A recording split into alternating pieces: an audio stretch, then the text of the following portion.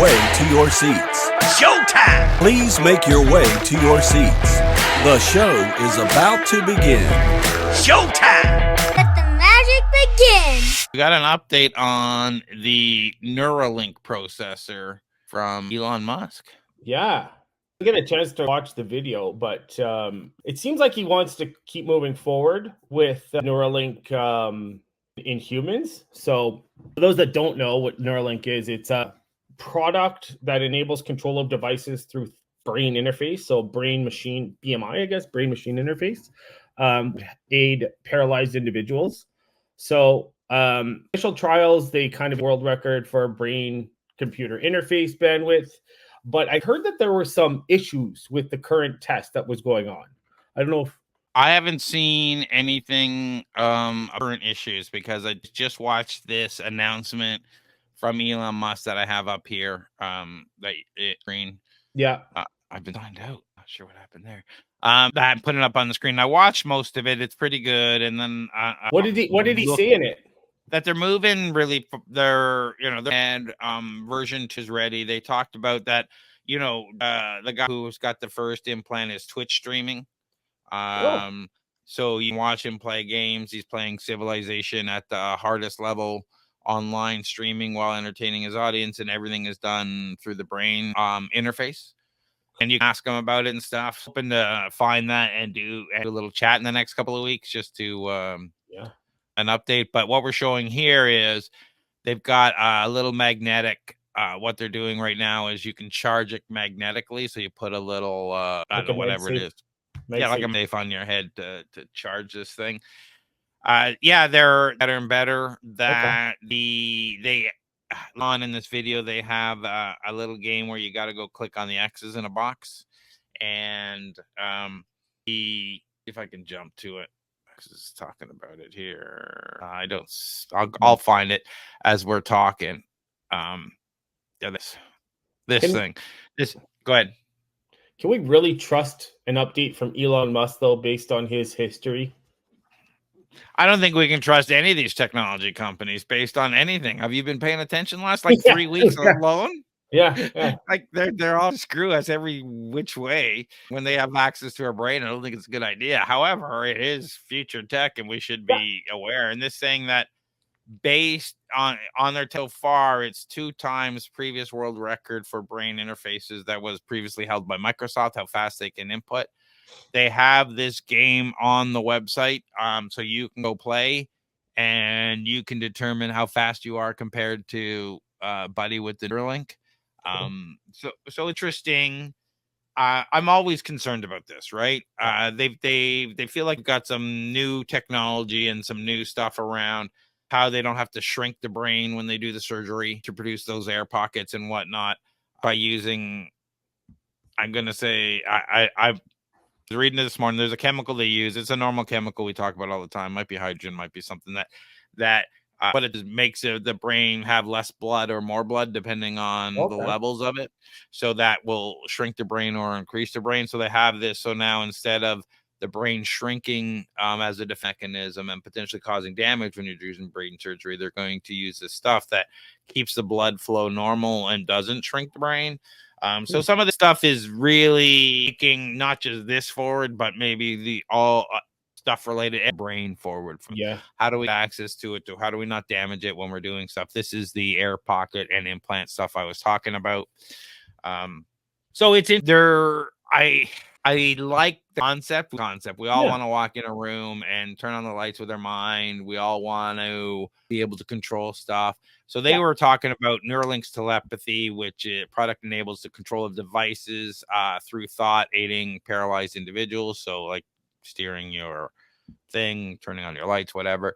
Neuralink's Blindside project aims to restore using brain machine interface. So if you've lost your vision, it's going to use a brain machine interface to restore your vision.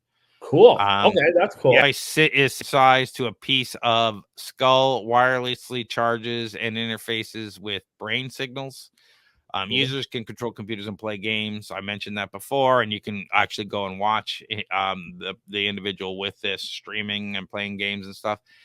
The device activities with up to 70 hours of weekly use. focusing on battery improvements. So I guess Okay. you go only computer 70 hours a week or something. I was as to what happens when you go over it. It says they're focusing on battery life improvements, but if it's wirelessly rechargeable, is the issue related to the battery life, or is the issue related to brain stimulation and interaction? And trials exceeded world records. We talked about that. Future surgeries aim to refine electrode placement and minimize brain tissue disruption. We had that image up a little earlier. And Neuralink aims to enhance human capabilities beyond restoration, offering superhuman powers through brain interfaces. So interesting. I wonder if the ability to get to brain, or to get brain to create new neurons, and that we'll talk about in another article later today. But that just kind of made me think, right? So I'm still skeptical of this. I think I found a path to the future, right? But there was one. I think, did we talk about it? About the guy who created a wireless BMI that attaches onto the side of your face, kind of thing, and he just kind of disappeared. No, I don't know anything about this. Oh crap! Okay, so I'll article again, but it talks about this guy. I think he was at MIT at some point, and he had developed a non-invasive brain machine. It worked, and it was a prototype phase, and then he just disappeared off the face of the earth. No one's heard from him since. So I guess we're getting into some conspiracy theories, but I'll do a deeper dive, and maybe we can do a follow-up talk on that. Well, I think it's only conspiracy theory if you're claiming something. If he disappeared, that could be anything. Like, though, you're not claiming someone grabbed him and did something erroneous. He could have been, rock climbing, and he's gone. True. But his was really good. So yeah, that's where that comes in. He developed maybe something amazing, and they disappeared him. But anyways, what's this show? The difference in peak to peak brain motion. So what happens is how much each of these types of animals, including humans, brain move in the skull. Oh, wow. So they go through a lot here. So you can see that the human brain peak brain motion is around 3 millimeters. That's a lot. To smaller animals. Yeah. So we saw a picture earlier where you saw how the is kind of based on this partly in. So that it allows for that movement and stuff. So this is tech, but if you can look at when we first started talking about how scary it was and the animal testing they did and how freaked out about it I was. We have direction. It's one of those things. I don't like it. I don't like the fact that we're going to give technology people access to our brains. Yeah. But life for many people. For sure. Yeah. I think the superhuman power thing, everybody wants it, but is it really? Yeah. And that's where the scary stuff happens. What happens if it bricks something? What happens? All of us blind because your update didn't work, and so there's all stuff here, and you can get dark really fast. Absolutely. Yeah. But hey, if things up being viable and working out, all the better, because I know there's a lot of paraplegic, quadriplegics, deaf, like tons of people with disabilities, right?